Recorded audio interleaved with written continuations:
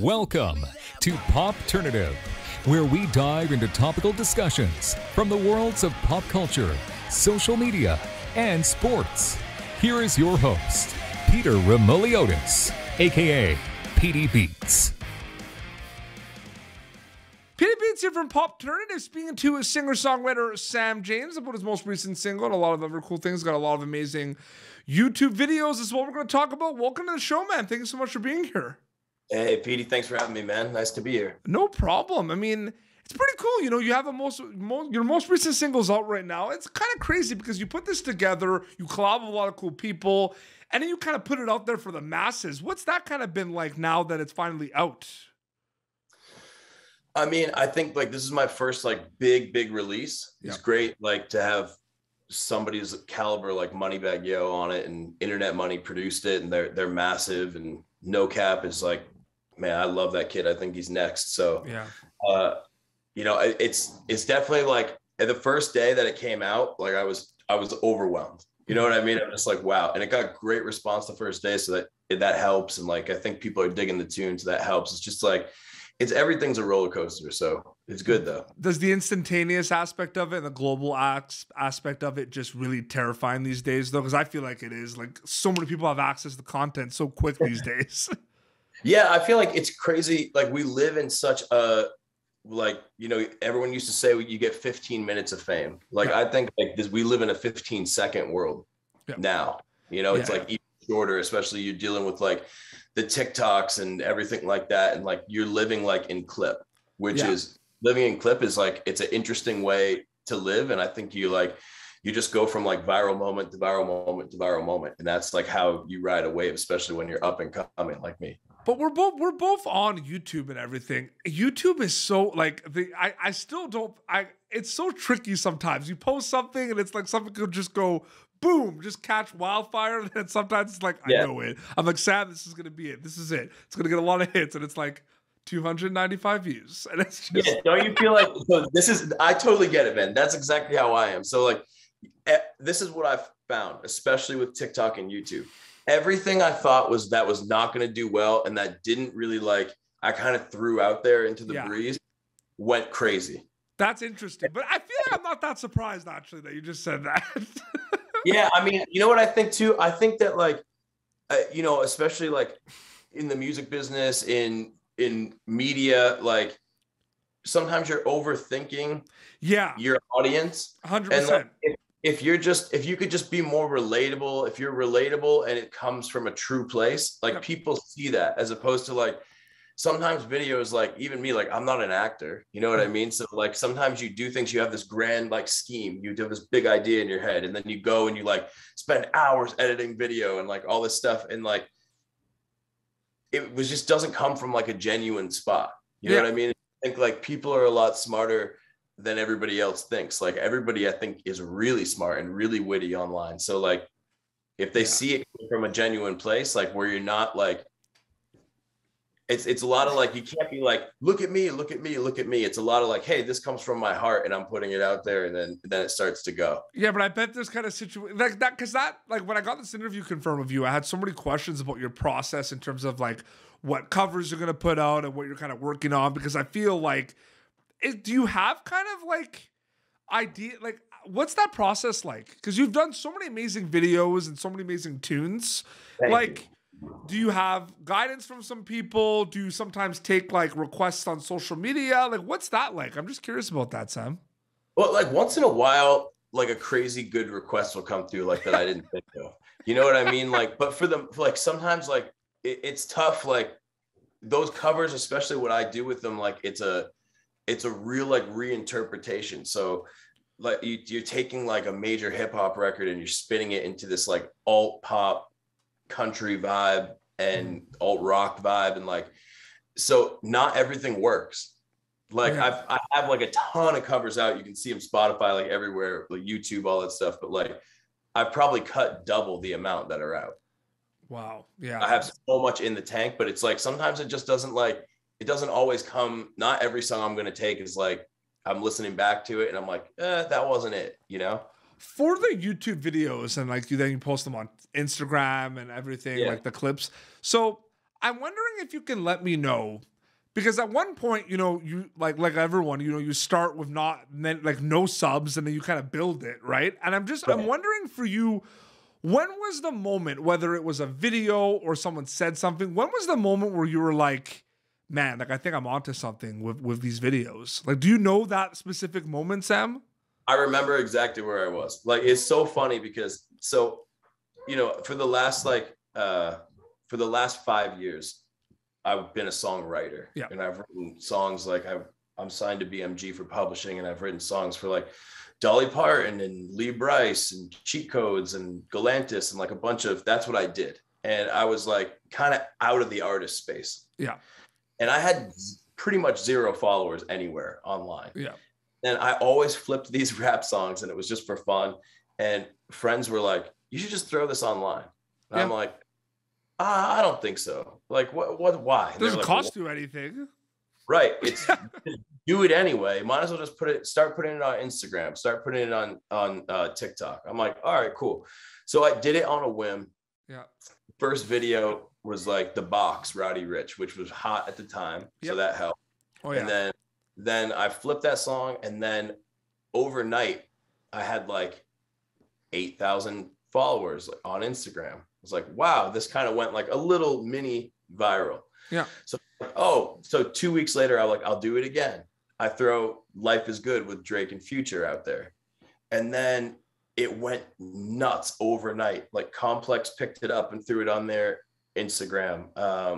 Like People Magazine was sharing it. Then it was Barstool Sports, which was they have so many like crazy hardcore fans on there. They threw it up on all their socials, and then my numbers just started to go from like 12,000 to like 24,000. Then the next 24 hours I had 60,000 followers and all these subs. Like, it was crazy. So I knew then, I was like, wow, like maybe I'm onto something. People seem to like this. So which was cool. It was a really cool feeling, but I was like, well, what do I do with it?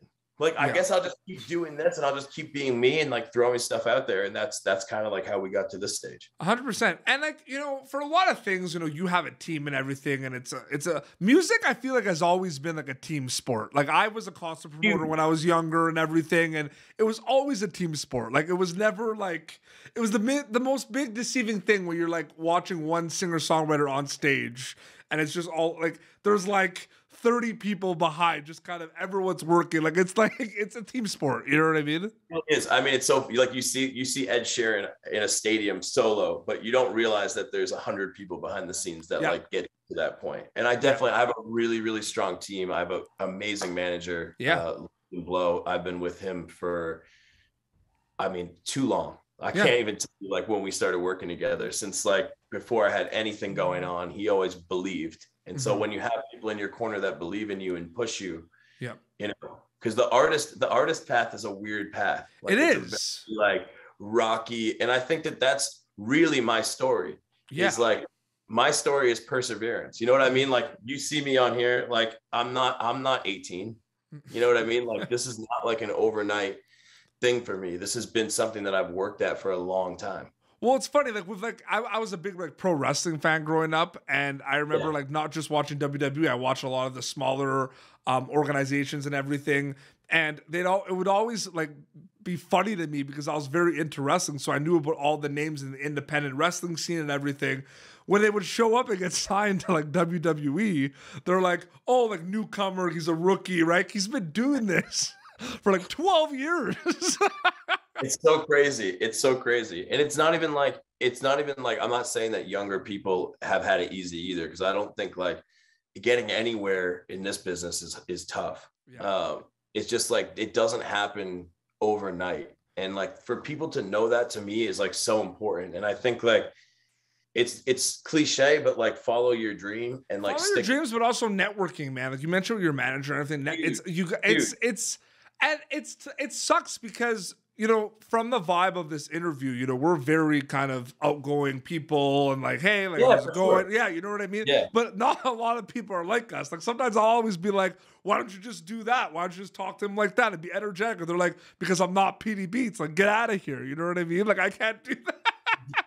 Yeah, so I think like it is tough. Like, I think for me, like, I'm the most extroverted introvert on earth. But like, so like, I like love performing is like my favorite thing on earth. And like, I've learned how to work a room. I used to play, I'm not kidding you, for like 7-8 years straight. I was just playing 6-7 nights a week in bars. Yeah. Wow. Like for years and years. I did the math on it. It's crazy. Like in a 8-year span or a 9-year span, like I did over 2,500 gigs. Holy smokes. Were those the days, like, because like I had a question obviously about The Voice, right? Like, were those like The Voice days as well, or like before that? Yeah, I mean, that's another great story too, because that's the thing too, is like, so I'm from Worcester, Massachusetts, which is like hardworking, blue collar. It's a city, but everybody knows everybody. You know what I mean? Like, and so I was like big fish, small pond. Yep. Like growing up in Worcester and just like selling out shows in New England, like Worcester, Boston, Manchester, New Hampshire, Maine, like doing that little small circuit for years. Then I got the opportunity to go on The Voice. I did it. And then I came back from The Voice and I had no clue what to do. Yeah. No, I know. Like that was my first step into like a major arena where I'm like outside of my comfort zone. And then like you have like people that kind of know who you are, but you know how these things are. I'm sure you talked to people. Yeah, and like different formats too, right? Like you're doing like the battle where you're like battling someone.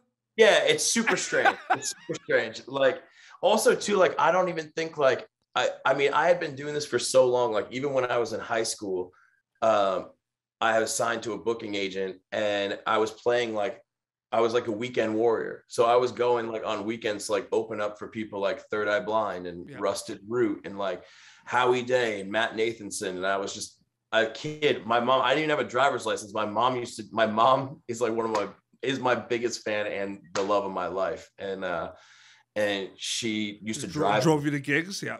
On Fridays, we'd leave after school and she would drive me like 9 hours to go open up for some band. And like, so it's a crazy like roller coaster always. But it's funny because like I talked to you before it as well, like because it's funny because I was familiar with you also from that clip, right, from The Voice, like the battle, right, for the Bon Jovi. Oh yeah. So and I was all excited because I actually have a pretty good question to ask you in regards to that. So basically, when we watch a lot of these shows like The Voice, Sam, and like American Idol, you know, it's mostly pop songs that are being played, right? So like as the songs that the contestants are singing and everything, it's mostly pop songs. So what was it like being able to just like play like a classic rock song on one of these singing songwriting competitions? I mean, it was really cool. Yeah. I think that even like with like at that time, like the rock was a little out of my comfort zone, but like, but I mean, you're kind of like at the whim of the show. Yeah. You know what I mean? Yeah. Just like one of those things where it's like, you're in this like world. It's something that you've never, everyone there that's on the show has never experienced, like the level of like cameras around all day, millions of cameras, wardrobe, makeup, all this stuff. You're performing in front of an audience of millions in terms of television. And that's in the back of your head. But to do like a classic rock song is great. I mean, I've always respected Bon Jovi, of course. Yeah. Like, and don't worry, that wasn't like, I'm sure like when I said, I'm sure you were expecting like, what was it like being on The Voice? Like I actually like wanted to talk to you specifically about that because like I thought it was cool. I thought it was cool too because the kid who I was on with, this kid Benji, who we did that together, like he was more of a rock guy, so like it was great. I played a lot off him and like you beat him. I mean, listen, if we're gonna be honest with you, I think he beat me. I don't think they got that call right, but like but that could have went either. Like you both crushed it. I don't know, man. Like I gotta go back. Like it's on YouTube. Like I watch it all the time. I'm a big classic rock guy, right? So just like, but I'm not even kidding you. Even before I got this interview confirmed with you, like I knew you from that, which is pretty crazy to think. That is crazy. Crazy. And once in a while, I get people that will say like, I'll be like on a road date or something like that, and they'll be like, I've been watching you since The Voice, which is so crazy to me. Like it was so long ago, but it's just like, it's one of those things where there's no shelf life with the internet though. I think like the internet in terms of music is a blessing and a curse. Yep. Like to beat through the noise is so hard now. Yeah.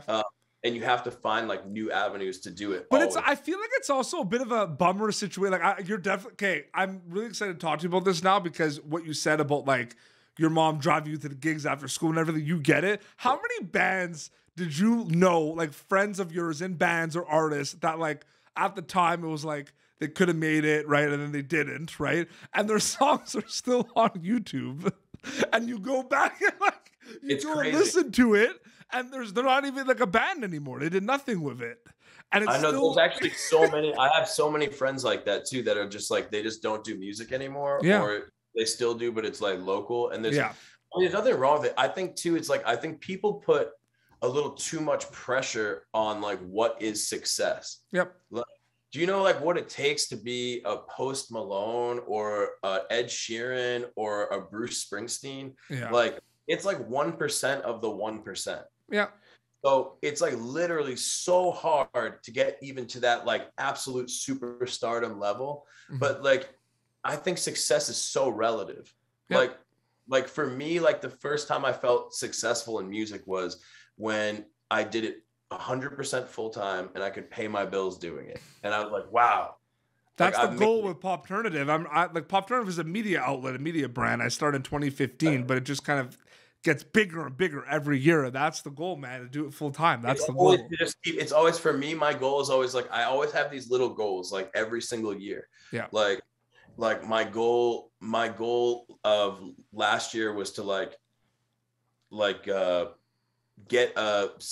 do original music, get off the covers, put a whole record together, and then send some of my favorites out to some of these rappers that really supported me along the journey. Because that was what was really cool about my journey is that I was nervous when I first started putting the covers out. Yeah. I was like, you never want your interpretation to be like insulting or like anything to an artist, right? Yeah. And so I was like, wow, I don't really know if the artist will like this. But then when it started to grow and grow, every artist started to repost, like 100%. DJ Khaled, debate. One day I'm literally sitting on my couch, this couch, actually. I'm sitting on this couch in my house and my phone rings. And it's a FaceTime from a weird number. And I'm like, all right, this is weird, but FaceTime me, that's a ballsy move. So I'm just going to answer it and see who it is. I'm just sitting here with my son. And it was DaBaby. And we literally just like, we're shooting the breeze for like 40 minutes on the phone. And he's just talking about the cut, because I covered him a lot. And like, I really love this. We should work. And like, then it just started to spiral. And like, and sometimes it takes a while. Like it might sometimes with their schedules, right? Because they're busy all the time. They might be like, I want to reach out to Sam at some point, but like sometimes maybe it will take like 2-3 years. Like I've had interviews on my show that it was like, oh, we're going to do an interview, man. We're going to do it. And it's like 5 years later, it finally happened. I know, it's crazy, right? Like it's so crazy. Like you just never know. Like I think that when you work how we work, like you and I, like, and you just have goals every year and you're just like, hey, I want to do this. I want to do this. And you just keep growing and growing and growing. Like, I think your show will keep growing. Like my artistry keeps growing, and you grow as a human being and you find new avenues and different things like that. But like really important to like, just stay the course as opposed to. Yeah, no. So, but to add to that too, like it's funny you opened up the interview too about like just putting out, the Roddy Ricch and everything, and then just kind of seeing it grow, and then some of the things that you post. Like for us, we get pitched a lot of stuff. Some of our big interviews that we got, like, weren't even on the radar 2 weeks before the interview. You know what I mean? Like you had no idea. You know what I mean? Like you have no idea, basically. Yeah, you never know like what's gonna happen. Like it's so crazy.